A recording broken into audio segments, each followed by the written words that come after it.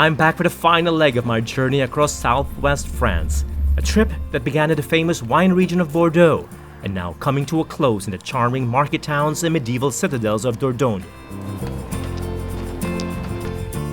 I'm following the river that feeds the land where France's prized ingredients are farmed, passing through the ancient cliffs of Lascaux and Les Ezies, where prehistoric cave paintings were discovered, towards the medieval walled city of Sarlat.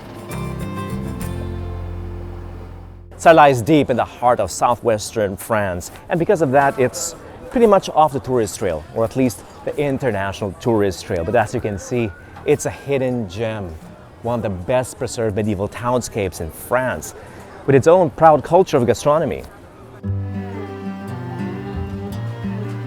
Sarlat is famous today for its morning and weekend markets, said to be among the best in all of France. It's a tradition that goes way back to medieval times, when the town grew in size and importance on the back of its trade in agriculture. Too bad I've come on a day when the market is closed, but the many food shops, cafes, and restaurants that offer the celebrated local ingredients like truffles and foie gras show you just how seriously gastronomy is taken in Sarlat. But even if you take away the food culture here, Sarlat is still worth a visit. The old quarter has the highest concentration of listed historic and classified monuments of any town in France. Most of them the homes of wealthy merchants who made their fortunes selling the luxurious food items that put Sarlat on the map. In 1962, Sarlat was chosen as the pilot town for a law passed to protect the patrimony of historic French towns. The effort paid off. While other French towns continued to grow, industrialize and urbanize, Sarlat stayed compact with its medieval and Renaissance skyline intact. See it for yourself with a walk to Place de la Liberté, a lovely cafe-lined Renaissance square in the center of town, and the 16th century Cathédrale Saint-Sacerdoce, which houses a magnificent organ. Despite the many attractions it has to offer, Sarlat doesn't feel overcrowded.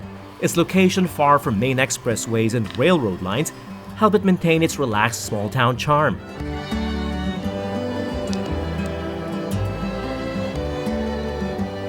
New motorways now connect most towns to the main cities of the region, but many, like Château de Castelnau, overlooking the Dordogne Valley, remain off the beaten path.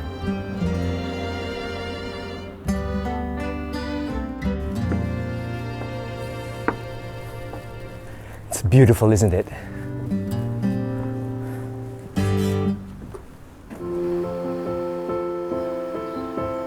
The view from the castle reveals a valley where the Dordogne and Sioux rivers meet.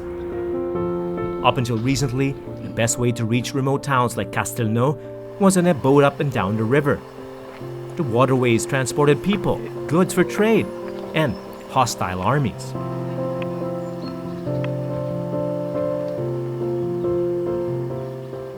The Dordogne region in southwestern France played a major role in French history and medieval history in particular.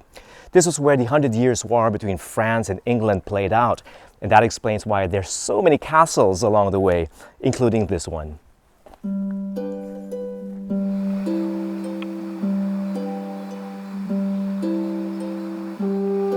The castle town was a defensive fort built to control passage along the river.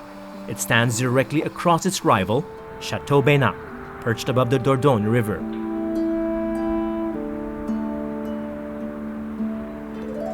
Castelnau changed hands between the French and English armies several times during the 100 Years' War. The French eventually won, and after siege warfare tactics became obsolete by the 17th century, the castles of the valley lost their strategic value and their subjects. The townsfolk eventually moved elsewhere, and the castle was later converted into a museum of medieval warfare.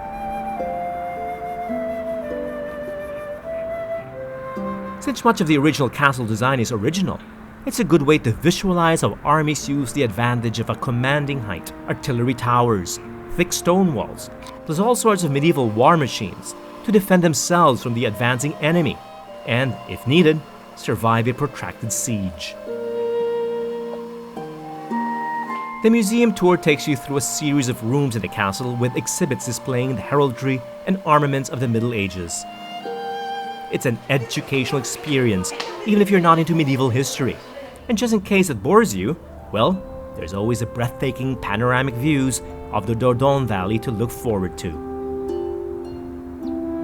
And if I only had one spot to spend my final hours relishing my journey in Southwest France, yes, this would be it.